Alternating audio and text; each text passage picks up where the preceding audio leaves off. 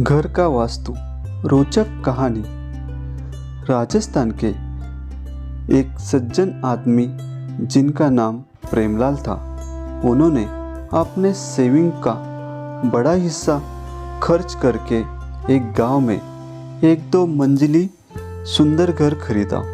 घर सुंदर तो था ही, लेकिन इसे खरीदने के पीछे एक और कारण था कि इस घर के पीछे आम के कई पेड़ थे और प्रेमलाल की धर्मपत्नी को आम काफ़ी पसंद थे। वो काफ़ी खुश थे। उन्हें उनके रिश्तेदार और पड़ोसियों से भी उनके लिए गए इस निर्णय के लिए काफ़ी तारीफ मिली थी। साथ इनमें से अधिकतर लोगों ने उन्हें एक सलाह भी दी थी कि उन्हें अपने इस नए घर की वास्तु भी एक बार देख लेनी चाहिए। जब कोई लोगों ने उनसे कहा, इसलिए प्रेमलाल ने किसी वास्तुशास्त्री को अपने घर पर बुलाकर इस काम को भी करने का निर्णय लिया।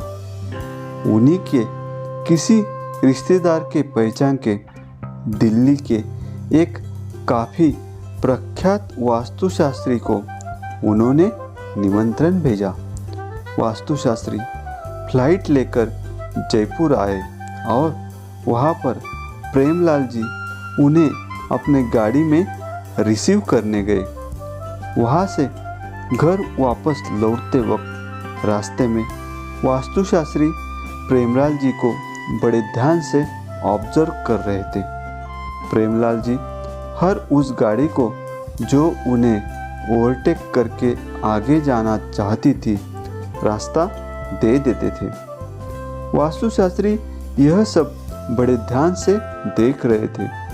जब कई लोगों को प्रेमलाल जी ने खुद से आगे जाने का रास्ता दे दिया, तब वास्तुशास्त्री जी ने उनसे पूछा कि आप हर किसी को रास्ता क्यों दिए जा रहे हैं। प्रेमलाल जी ने अपना पक्ष बताते हुए कहा कि हो सकता है इन ओवरटेक करने वालों को हमसे ज़्यादा ज़रूरी कोई काम हो। हमारा क्या है, हम आराम से चले जाएंगे। थोड़ी दूर जाकर उनके गाड़ी के आगे एक बच्चा दौड़ते हुए गुजरा। प्रेमलाल जी ने तुरंत ब्रेक लगाई। उस बच्चे के जाने के बाद भी प्रेमलाल जी बाहर उतरे और इंतज़ार किया। थोड़ी देर बाद वहीं से एक और बच्चा गुजरा।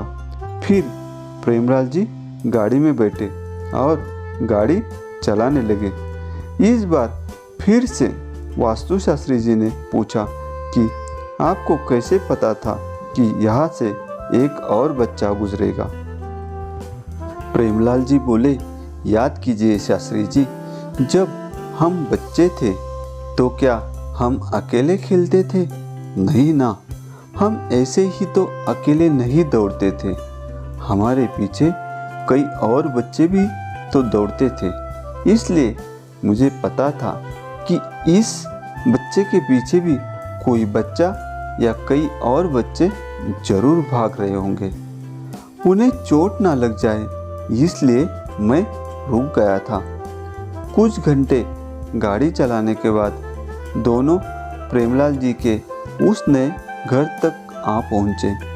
जब वे गाड़ी से उतरने वाले थे तो प्रेमलाल जी ने देखा कि उनके घर के पीछे से कुछ पंछी उड़कर आ रहे थे। प्रेमलाल जी ने वापस गाड़ी में बैठे और वास्तुशास्त्री को भी कहा कि थोड़ी देर गाड़ी से मत उतरिए।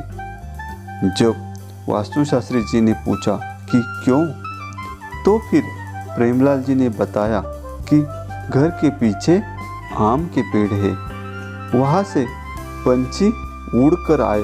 मतलब गांव के कुछ बच्चे बड़े प्यार से आम तोड़ने आए होंगे। अगर हम उन्हें दिख गए तो हड़बड़ी में गिर सकते हैं, उन्हें चोट लग सकती है। इसलिए उन्हें आम तोड़कर ले जाने दीजिए, फिर हम चलते हैं। कुछ मिनटों बाद सचमुच उनके घर के पीछे से कुछ बच्चे आम तोड़कर ले जाते नजर आए। प्रेमलाल जी ने वास्तु शास्त्री जी से कहा कि चलिए, घर आ गया है, घर का वास्तु देख लीजिए। वास्तु शास्त्री जी मुस्कुराए और प्रेमलाल जी से कहा कि मुझे आपके घर का वास्तु देखने की कोई आवश्यकता नहीं है। प्रेमलाल जी को लगा कि कहीं उनसे कोई गलती तो नहीं हो गई। उन्होंने हाथ जोड़कर वास्तुशास्त्री से कहा कि माफ़ कीजिए, अगर मुझसे कोई गलती हो गई हो तो। वास्तुशास्त्री जी ने खुद उनके आगे हाथ जोड़े और कहा कि नहीं, आपसे कोई गलती नहीं हुई है। आप जैसे स्वभाव के आदमी जहाँ भी रहेंगे वहाँ कोई वास्तुदोष हो ही नहीं सकता, बल्कि मैं तो कहूँगा कि किसी वास्तु दोष वाली जगह को भी आप जैसे लोग दुनिया की सबसे अच्छी जगह बना देंगे। आपके मन में सबके लिए दया भाव है, प्रेम भाव है। आप खुद से पहले दूसरों की सोचते हैं, इसलिए कोई वास्तु, कोई मुश्किल आप जैसे लोगों का कुछ नहीं बिगाड़ सकती। दोस्तों, आपको ये स्टोरी ज़रूर पसंद आई होगी।